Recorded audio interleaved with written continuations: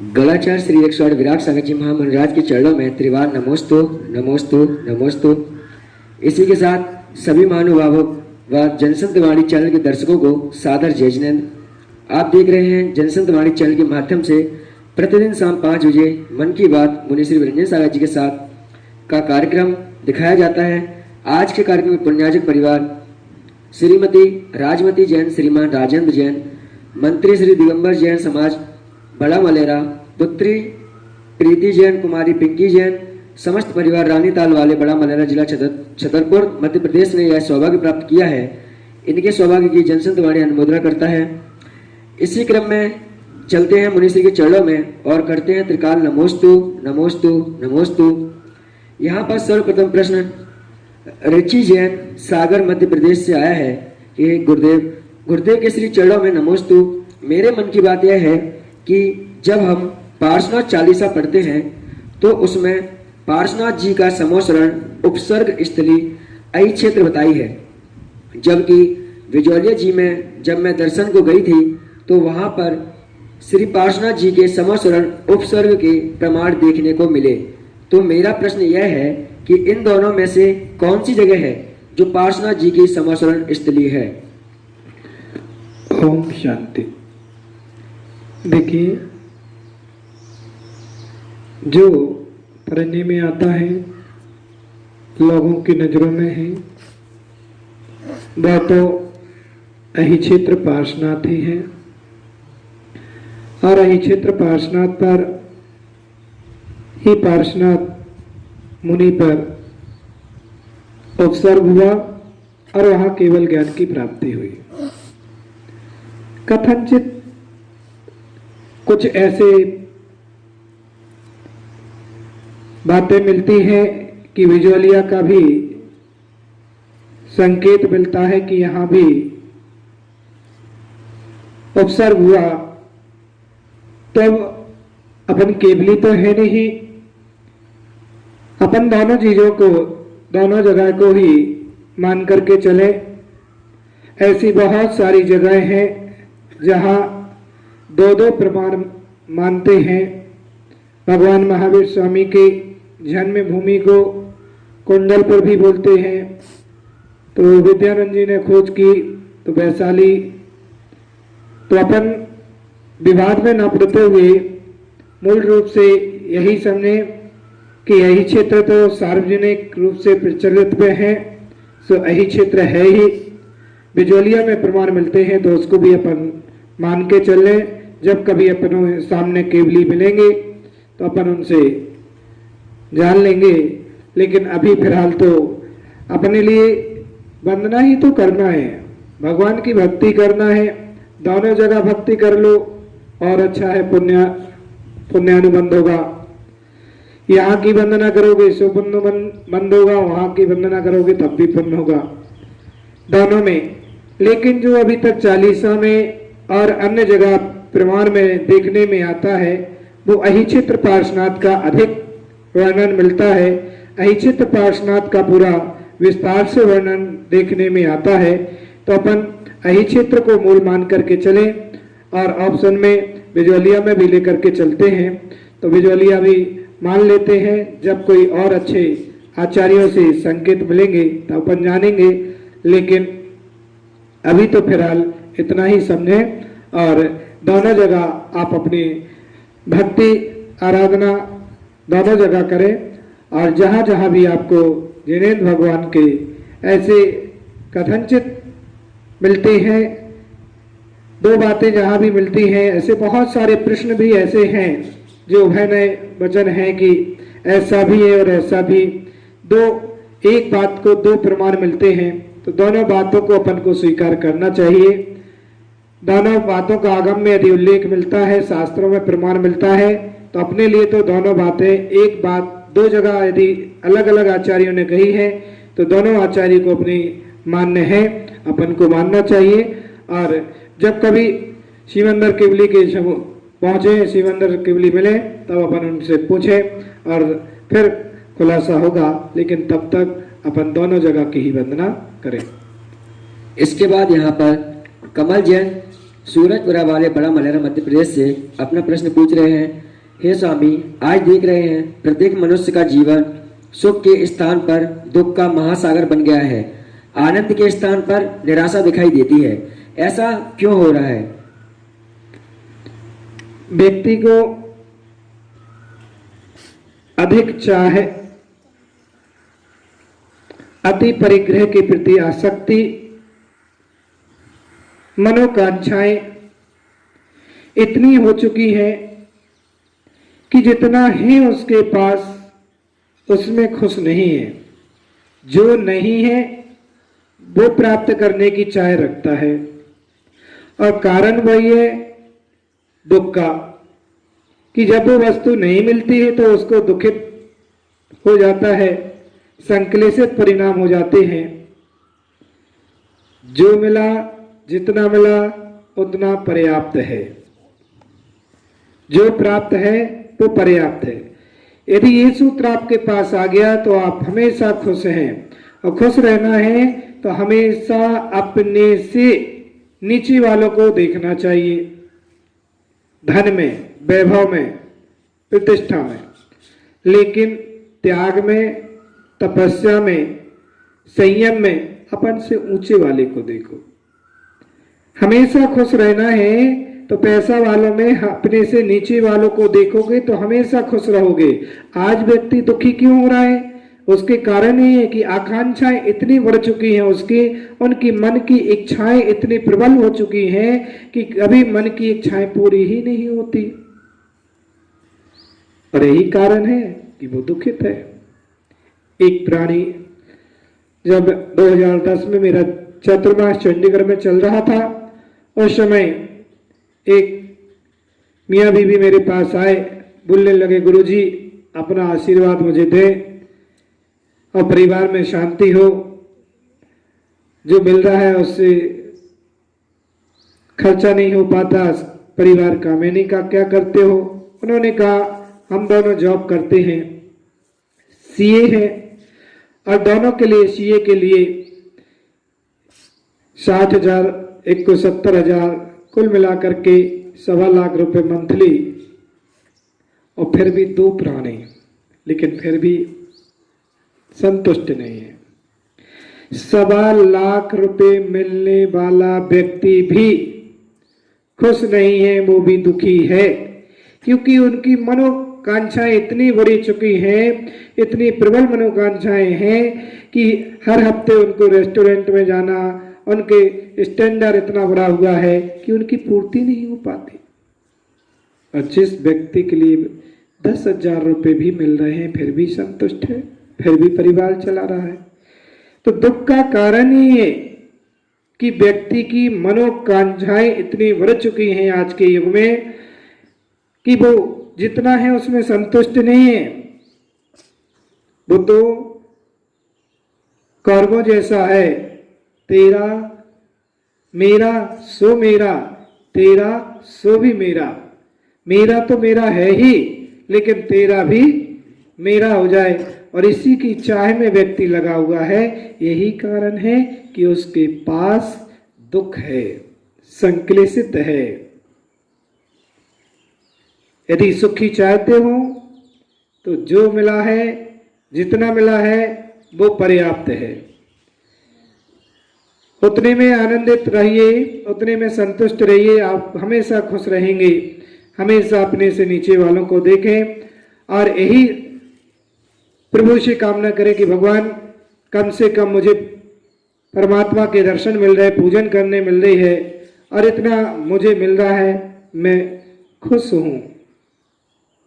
क्योंकि समय से ज्यादा, भाग्य से कम, समय के पहले भाग्य से ज्यादा कभी किसी को कुछ नहीं मिला है और ना मिलता है।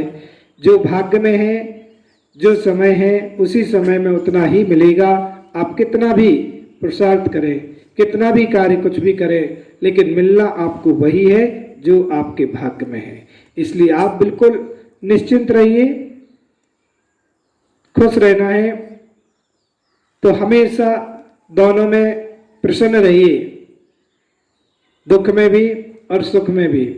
इस सुख और दुख तो आने जाने वाले हैं, कभी सुख आता है कभी दुख। कभी व्यक्ति को अधिक मिलता है, कभी थोड़ा कम मिलता है। दोनों में प्रसन्न रहने की कला सीखिए, हमेशा आप खुशी रहेंगे, सुख रहेंगे। यही।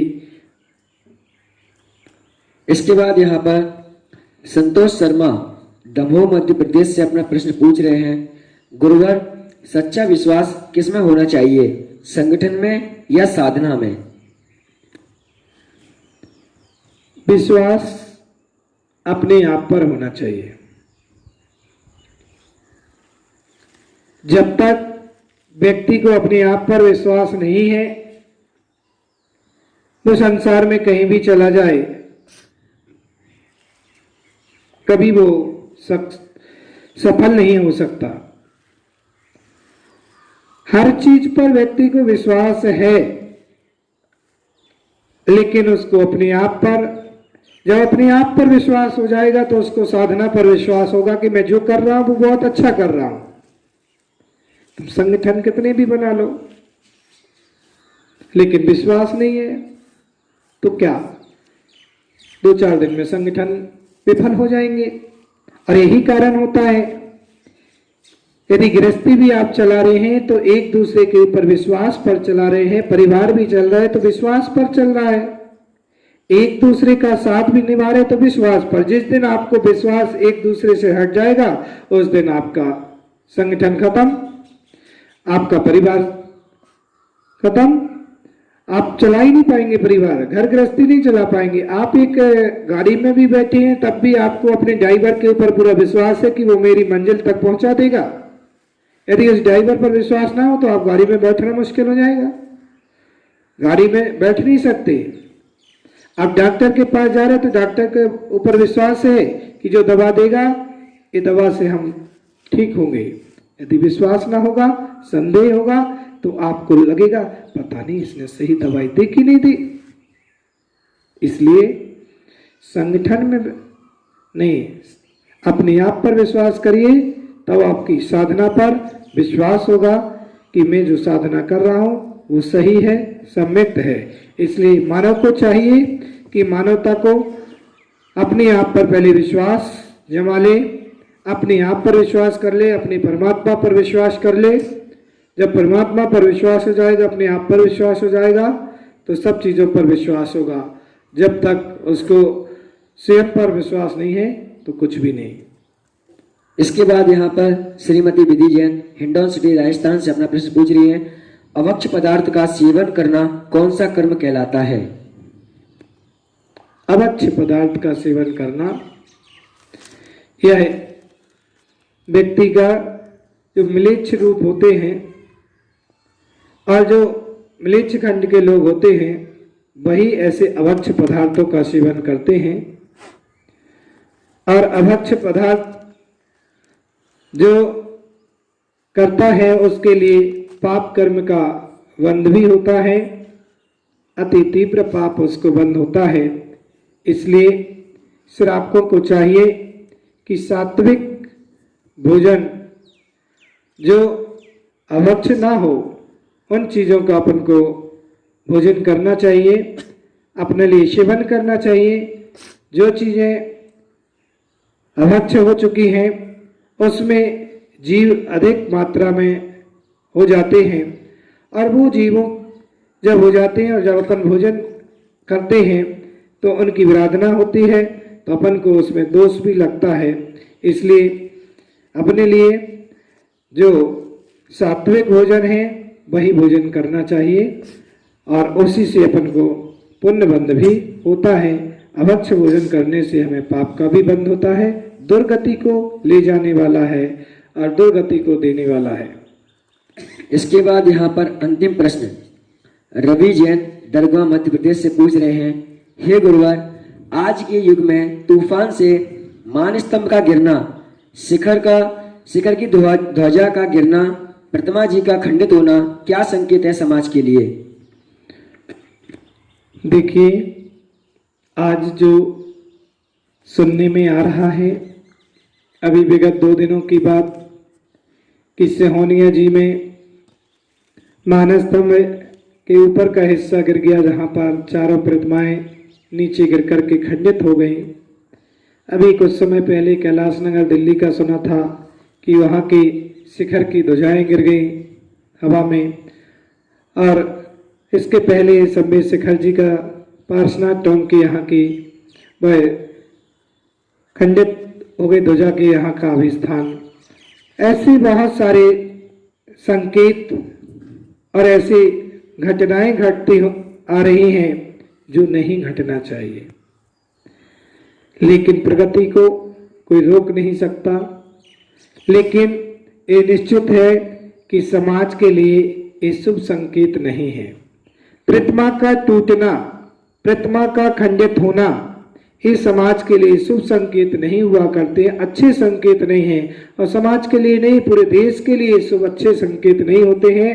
यदि ऐसी कोई घटनाएं अपने नगर में या अपने देश में हुई हैं तो अपने देश पर कोई आपत्ति, बहुत बड़ी विपत्ति आने वाली, और इन विपत्ति का अपन सामना कर ही रहे हैं, महामारी का सामना कर ही रहे हैं। इसलिए हर श्रावकों को चाहिए कि अपने घर पर आधा घंटे का नवोकार मंत्र का पाठ जरूर करें।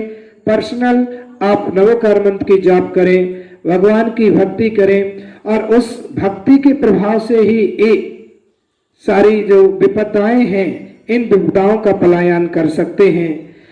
और इन विपदाओं के जो आज आ रही हैं समाज के ऊपर, देश के ऊपर, उन विपदाओं का पलायन सिर्फ भक्ति के प्रभाव से ही कर सकते हैं। इसलिए जो भी जिस नगर में जहां पर भी जो घटनाएं घट रही हैं, उन सबको देख करके अपन सभी श्रावकों को चाहिए कि पाप की प्रवृत्ति अधिक बढ़ती चली जा रही है, उस पाप की प्रवृत्ति को पुण्य प्रवृत्ति में बदलना है, पुण्य कार्यों में बदलना है। तो अपने पुण्य कार्य अपन स्वयं करें, परिवार के सदस्यों के साथ कराएं। आज अपन सभी लॉकडाउन के चलते हुए अभी इतना ज़्यादा किसी के पास कोई काम भी नहीं है। आप जो घर में 24 घंटे रहते हैं उसमें से आधा घंटा अपना समय निकाल करके और सामूहिक नवोकार मंत्र का पाठ करें, भक्तांबर का पाठ करें, अपनी पर्सनल जाप करें, और यही भगवान से प्रार्थना करें कि जो विपदाएं देश पर आ रही हैं वो सारी विपदाएं पलायन हो। क्योंकि ये तो सिर्फ देखने में आता है कि इतने मनुष्य मरे हैं, इतनी मनुष्यों की बीमारी में संक्रमित हुए हैं, लेकिन ये तो सिर्फ मानवता की गिनती आती है, मनुष्यों की गिनती आ रही, लेकिन त्रियंचों के जीवों की कितनी विराधनाएं हो जाती हैं, सामान्य जीवों की कितनी विराधनाएं होती हैं, कितनों का घात हो जाता है, उन सब की तो गिनती आती नहीं। इतना बड़ा तूफान आया, कितने जीव उसमें मरे, उनकी कोई गिनती नहीं। इसलिए प्राणी मात्र के प्रति अपन भावना भाते हैं कि प्राणी मात्र में शांति हो, सुख हो, समृद्धि हो। इस भावनाओं से अपन धर्म भी कर रहे हैं तो पर्सनल अपने लिए नहीं करते हैं कि भगवान मैं सुरक्षित रहूं, मेरा परिवार सुरक्षित रहे, नहीं, अपन पूरे विश्व की शांति के लिए कार्य करते हैं, कामना करते हैं। एक इंद्री से लेकर के 5 इंद्री तक के जीव शांतिमय हो, उनका वातावरण शांतिमय जीवन जिए। इस भावनाओं से अपन सभी ये भावना भाते हैं। इसलिए ये जो संकेत मिल रहे हैं समाज के लिए, वो समाज, सभी समाज अपने अपने सतर्क हो जाएं और सचेत हो जाएं, और अपन को सब को एक साथ मिलकर के सब अपनी अपनी परंपराएं, पंथ, आमनाओं सबको एक तरफ विराम दे करके सिर्फ एक जिनेंद्र भगवान की भक्ति में अपन सभी संलग्न हो जाएं। आज अपन समाज के आपस में टूट रहे हैं, वो सब विराम करके एक ही लक्ष्य बनाए कि अपन सब सामूहिक भगवान की भक्ति करें। और उसी से, क्योंकि 2020 यदि सुरक्षित निकल गया तो आगे आप सुरक्षित हैं, क्योंकि 2020 में एक साथ कितनी सारी विपदाएं देश पर आ रही हैं, कहीं कोरोना वायरस, तो कहीं तूफान, तो कहीं मच्छर आदि, कितने प्रकार की विपदाएं इस देश पर चल रही हैं। कहीं चीन परेशान कर रहा है, तो कहीं वहां पाकिस्तान आतंकवाद से परेशान कर रहा है। इन सब विपदाओं से निपटने के लिए आप सबको चाहिए कि आप सब अपने लक्ष्य को निर्धारित करते हुए कार्य करें। और आत्मनिर्भर बने, अपने स्वयं अपने जिनेंद्र भगवान की भक्ति में संलग्न हों, तभी हमारे देश में शांति आ सकती है। मेरे प्यारे भाइयों, आप सबको चाहिए कि आप सब लोग एक साथ मिलकर के आप पूरे देश में एक साथ नवोकार मंत्र का पाठ करें, तभी अपने देश में शांति आ सकती है। सभी मेरे प्यारे भक्तों के लिए जिन्होंने 2 महीने से इतनी बड़ी साधना साधी है, अपने घरों में रह करके अपने घर में एकांत में रहे हैं, आप घर के बाहर नहीं निकले, लेकिन मेरे प्यारे भाइयों, अभी भी आपको चाहिए कि सरकार ने भले ही आपको छूट दे दी हो, सरकार ने भले ही लॉकडाउन खोल दिया हो, लेकिन आप सबको अपनी सुरक्षा, परिवार की सुरक्षा, देश की सुरक्षा आपके जिम्मे है। आप जैसे 2 महीने अपने समर्पण के साथ, संयम के साथ, धैर्यता के साथ आपने परिचय दिया है, ऐसे ही आप जब घर के बाहर जाए तो अपने मुंह पर मास्क लगा करके जाए, अपने हाथ जब घर में आए तो अपने हाथों को सैनिटाइजर कर करके और अपनी सुरक्षा बना करके कार्य करें, तभी आप इस देश को, अपने परिवार को, अपने आप को बचा सकते हैं। सभी भक्तों के लिए मेरा बहुत बहुत मंगल आशीर्वाद है कि इसी भावनाओं से आने वाले समय के चातुर्मास साधुओं के नज़दीक आते जा रहे हैं।